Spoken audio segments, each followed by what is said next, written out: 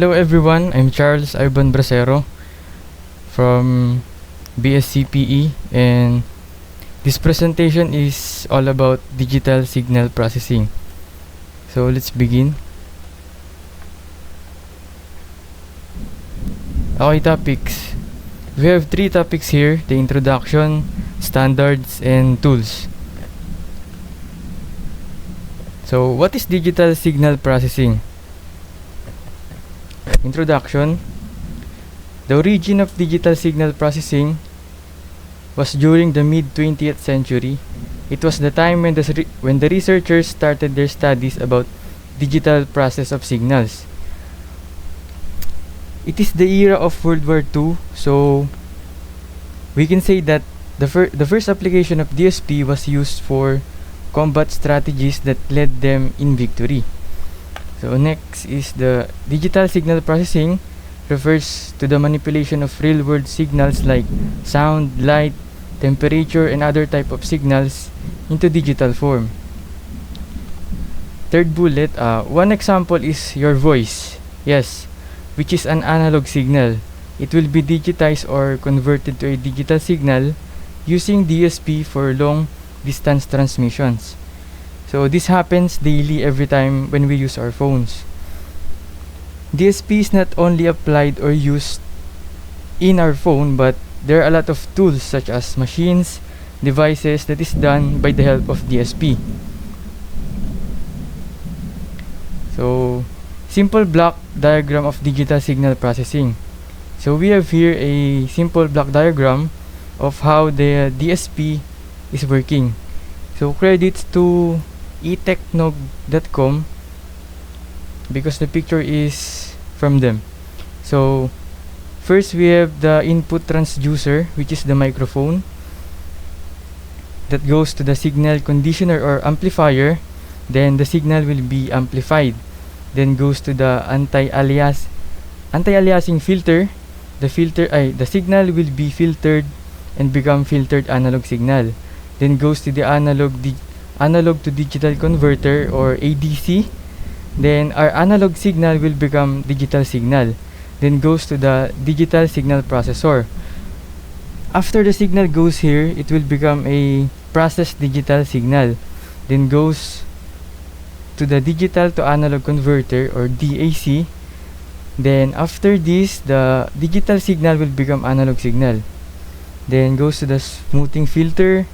It becomes filtered analog signal, goes to the amplifier, becomes amplified analog output signal, and goes to the output transducer, which is the speaker. As we notice here, we have two filters and we have two amplifiers. So this is a default simple block diagram of how DSP is working. So we use filters to filter the noise, so that if we have a clean output or clean audio output. Next, what is standards in DSP and tools in DSP? Specifically, it tells about the settled protocols that show how the DSP system should function or communicate, that leads to compatibility, consistency of performance, and provides connectivity across the different applications and implementations where DSP is done. Tools in DSP basically pertain to the software and hardware resources. These are employed in the examination, development, and application of DSP algorithms and programs. Next is the standards in digital signal processing. First is the telecommunication standards. So we have ITU-T or International Telecommunication Union Telecommunication Standardization Sector Standard. So this standard is characterized by the aspects of encoding schemes, compression of data, and signal processing technique for voice communication. Next, we have communication standards or the Wi-Fi IEEE 802.11 and cellular standards such as 2 GB, 3 GB, 4 GB, and 5 GB. So this communication standard specify how digital signals are transmitted wirelessly ensuring compatibility between devices from different manufacturers. Next is audio compression standards. We have MP3 or MPEG-1 audio layer 3 and AAC or advanced audio coding. Here, it defines how audio signals are compressed and decompressed, allowing for efficient storage and transmission of digital audio. Next is the image compression standards. We have JPEG or Joint Photographic Experts Group. We have MPEG-2 and MPEG-4. So, JPEG is a well-known standard for compressing and decompressing digital images, while this MPEG-2 and MPEG-4 is for